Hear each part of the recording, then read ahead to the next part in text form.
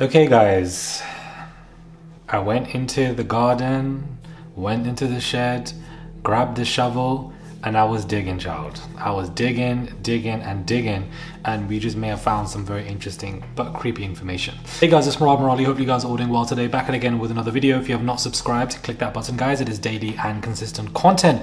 Subscribe to the channel, comment down below, thumbs up, send a super thanks, and let's get into this video. So when it comes to this latest lawsuit, I think this is the most creepiest lawsuit that we have seen. Granted, all four of them are very creepy, especially the one with Cassie, but this lawsuit with this woman, who is now a woman but was under 18 at the time, took place at Daddy'S Studios. P. Diddy's Studios is what it's called. The fact that it's called Daddy'S Studios is already freaky within itself, but what Daddy's house, sorry, it's called via Instagram. They have an Instagram account, this studio, where, you know, the alleged R-word incident took place when under 18 girl was state line trafficked between states. This is all in court documents, and, you know, was brought to the studio where Diddy, Harvey Pierre, and a third person R-worded her back and forth in awful ways. Pictures that are of the studio on the Instagram account corroborate the exact pictures of the lawsuit, where that particular girl was sitting on Diddy's lap, you know, standing behind the PD sign, and in another angle you can definitely tell it's the same studio. In one of the pictures uploaded by Daddy's House NYC, the caption says, "Trivia, if you ever worked at Daddy's house, then what does this mean?" And here we can see bottles of, you know, either that's water or alcohol in them. The red cups would, you know, mean that there's alcohol involved, and obviously you have the cranberry juice behind. Now, if we look into, you know, Mark Curry, I believe he said it, that, you know, that he would mix alcohol with cranberry juice or spike them without the girls knowing. And the girl in the lawsuit also stated that, you know, she couldn't remember stuff. She was on something, she was given something, she was, you know, this is how men work. They give you things, or they make you drink something, so you're dissociated from the area. You can't really remember what you're told to do or say or act. Now the caption is, "Trivia, if you ever worked at Daddy's house, then what does this mean?"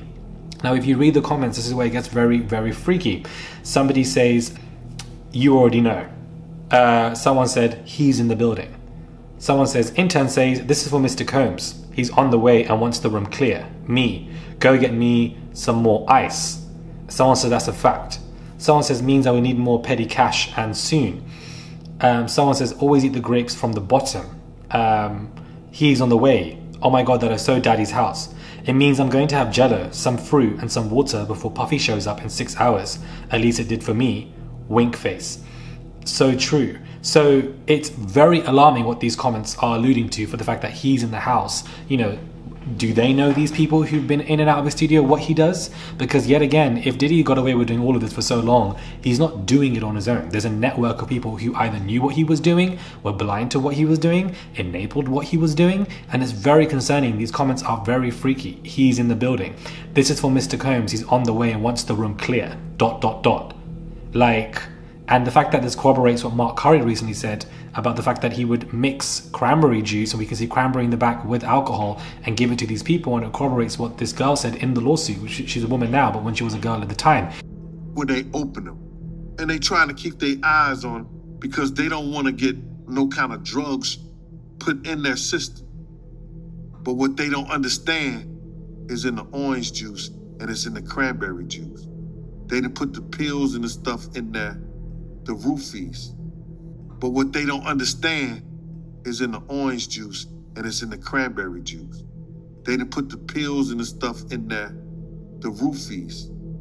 It's very odd. Not only that, but if you look through this particular Instagram account, which is Daddy's house in New York City, which is where the alleged incidents took place, you can see there is also a picture of Harvey Pierre in the studio. Now Harvey Pierre was also, you know, documented on that lawsuit. But now here is where it gets very interesting.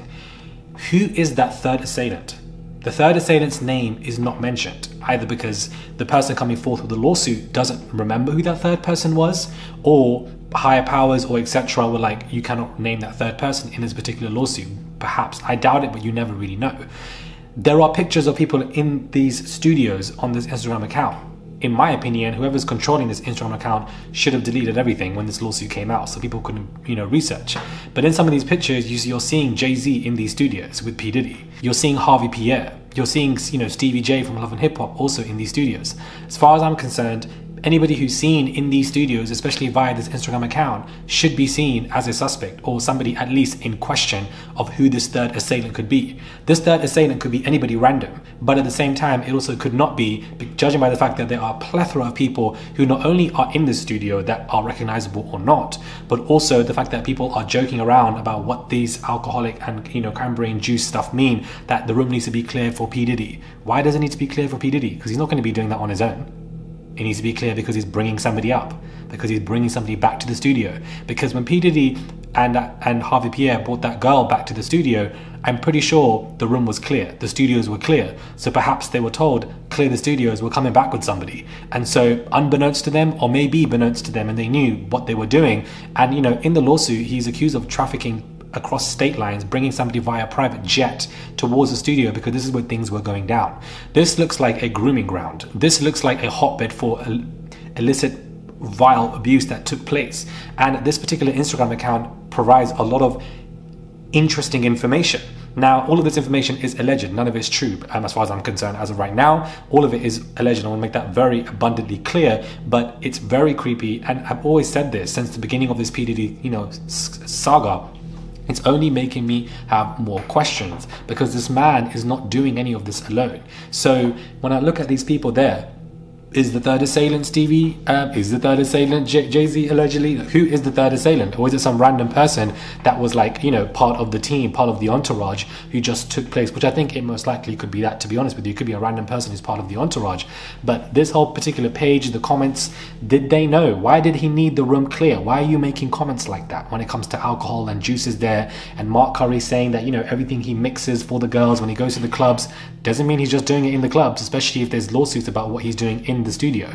And are there going to be more lawsuits about what he did in the studio? It's absolutely insane. A studio makes perfect sense to R-word somebody, as sad and disgusting as it sounds, because A, P. Diddy owns the studio. B, it's a private area that you can clear up and ask anybody else to get out whenever you need, hence the comments to reiterate and support that point. C, it's a small place as well, perhaps high rise, at the top of a building, or a basement studio, so therefore if you are doing something to somebody, nobody else can really hear. 4, it's hard to leave a studio like that. It's a boxed room, so it's hard for you to get out once you're in there with 3 people around you.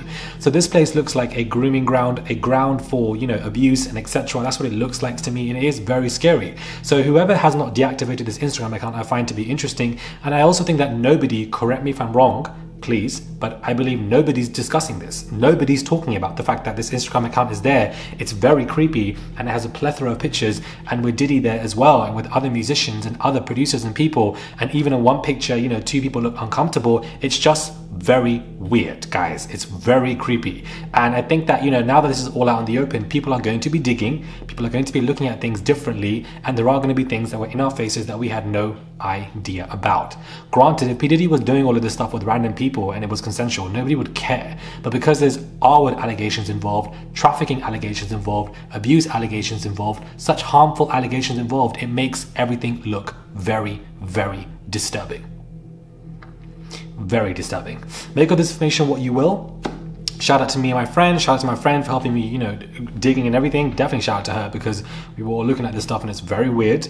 Subscribe to the channel, please. Click that button. I would appreciate it. It's constant 24/7 fresh content on this channel. Try to keep every video under 10 minutes. In and out is how I do it on here. Please subscribe. Send a super thanks. Comment down below. I really want to know your thoughts on this. I read all your comments, so please do comment down below, and please give the video a thumbs up. It's just one click, and I'll catch you guys soon for another video.